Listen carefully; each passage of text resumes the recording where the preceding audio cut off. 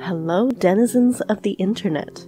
I'm Evelyn Silver, author of the upcoming book, The Bloodline Chronicles, Witch's Night, with the Wild Rose Press, writer of Bath Book Reviews, aka Books I Read in the Bath, and your disembodied voice attached to a cartoon for the evening.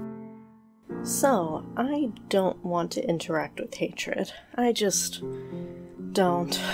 And after people started commenting on my random essay about colonial themes in Lord of the Rings, about how sometimes colonialism is a good thing, I really didn't want to touch any large fantasy genre with problematic themes again.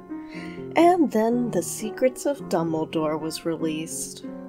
My thing isn't really talking about colonialism, but it sure is talking about queer content, queer representation, and all that is queer goodness.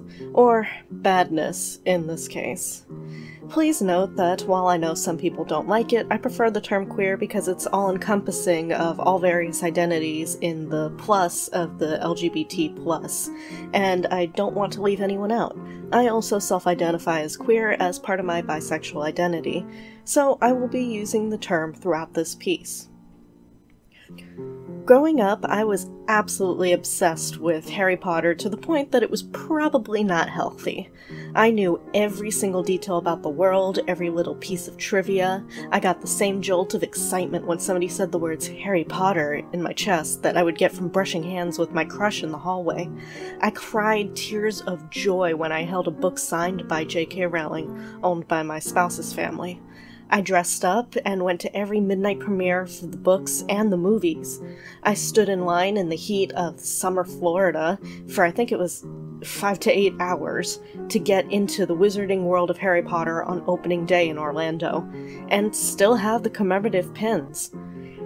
So, how far I've gone from a point of blind adoration to absolute anger is a testament to how far the franchise and its author have fallen.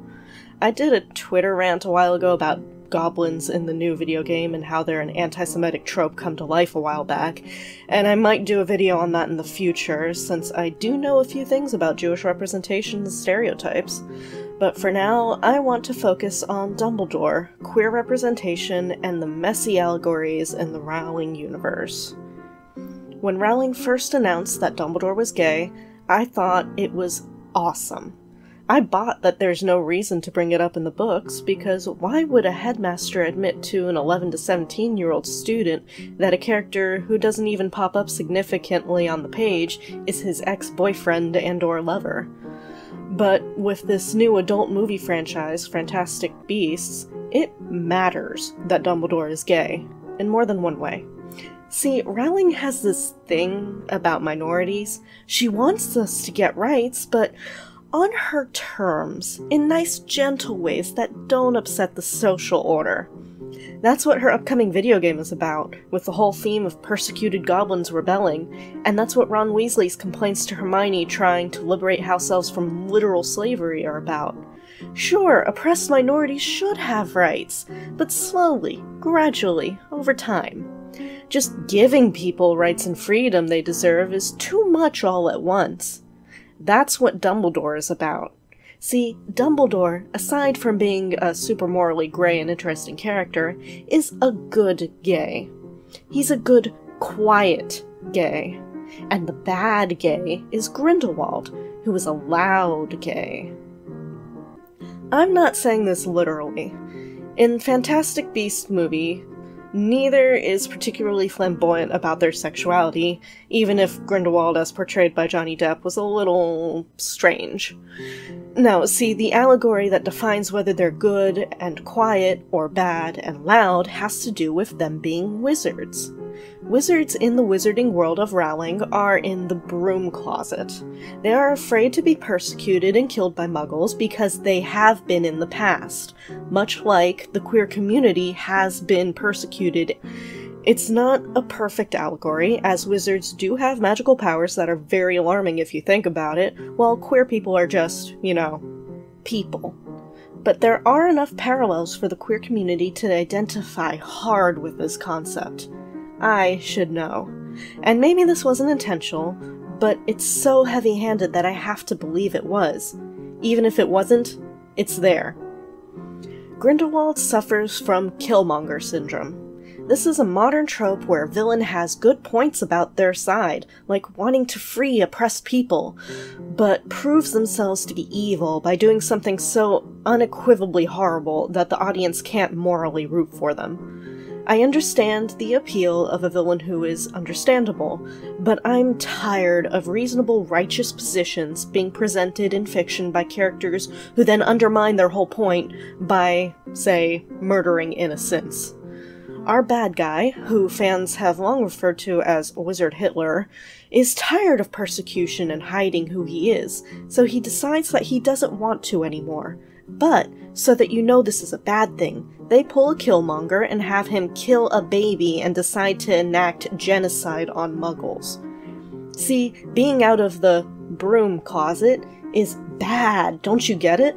You wouldn't want to be on the same side as a murderer.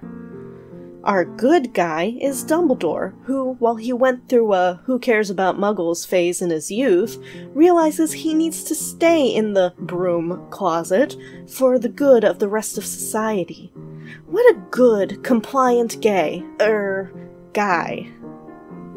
And just to make the whole thing even messier, one of Grindelwald's goals is to stop the Holocaust from happening. Granted, I do get the feeling that he's using it as an excuse to do a personal power grab, but the fact still stands that he knows the Holocaust is going to happen, and has stated he wants to stop it. The fact that any writer would make this a villain's goal is disgusting. And then to make the character gay, it's an insult. Gay people were viciously targeted during the Holocaust, alongside my Jewish family, Romani people, disabled people, and many more victims. Queers were marked with pink triangles instead of yellow stars, murdered in camps, and then those who did survive were re-imprisoned after liberation because being gay was still considered a crime by the Allies. The queer communities of Europe were so incredibly harmed by the Holocaust, and suffered unimaginably. Grindelwald is a queer wizard who can see the future, see what happens to his people, and wants to be vocal and stop it.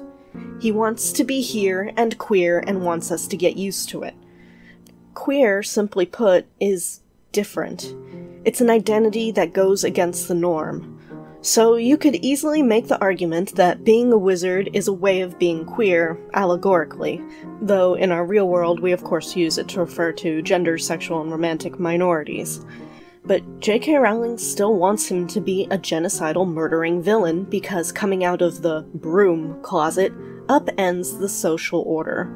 Polite white society doesn't like it when their tea is interrupted by riots for civil rights. That's just rude. Everyone knows that Rowling is the turfiest turf there is, and that her hatred of trans people is something she's embraced in disgusting ways. But too many of my fellow cisgendered queers think they can make excuses to still enjoy her content because, well, she hasn't come after us yet. Yet is the key word there. With the company she's surrounding herself in, it was only a matter of time.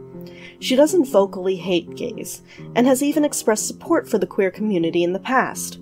But her not-so-subtle messaging in her writing is that the only good gays are quiet gays. If you're a loud gay, you're a bad gay. Once a magical world about a wizard school, a chosen one, fighting against authorities, and the power of love and friendship, the Wizarding World franchise is now all about telling minorities to stay in their place.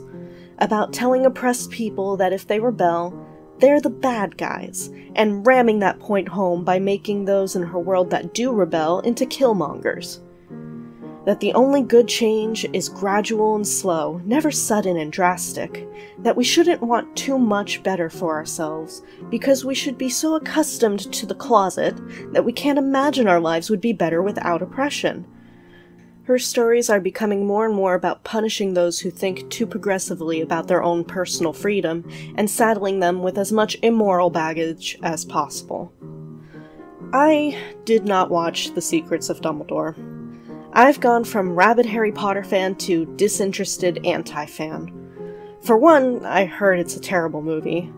2, I just don't want to subject myself to it or show support for a creator who is actively harming communities I'm a member of with such regressive representation. And I ask you to do the same. We won't get good representation by supporting the bad. My favorite articles to write on my blog are guides for other writers on how to write characters in select minority groups I know about, namely bisexual characters, polyamorous characters, and Jewish characters so far. I can't do anything to help the Wizarding World franchise, but I do want to put it out there for new writers, for those of you working on your own worlds. If you are writing representation of groups that you're not a member of, hire professional sensitivity writers. A Jewish or queer sensitivity writer could have told Rowling that her story was an offensive mess. I doubt she would have listened at this point, but maybe other writers will.